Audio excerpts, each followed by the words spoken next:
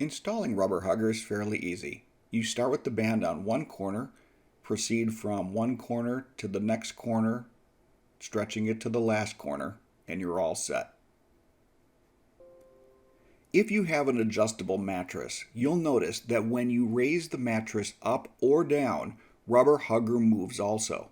In order to prevent this, we have an accessory called an add-on strap that you will need to accompany your rubber hugger purchase. With your adjustable mattress in the up position, take the additional add-on strap and attach it to a ruler or stick or something to feed it through the bottom of your adjustable mattress to the other side.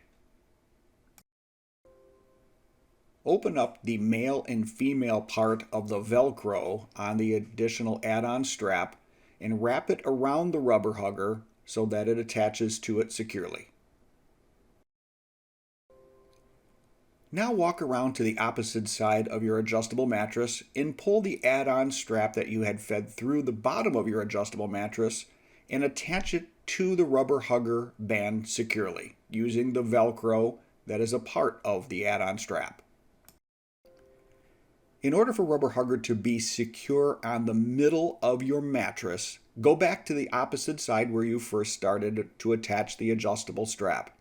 Take the adjustable strap Velcro off and tighten the adjustable Velcro strap so that the band fits around the middle of the mattress. Now you can raise or lower your adjustable mattress without rubber hugger moving at that pivot point.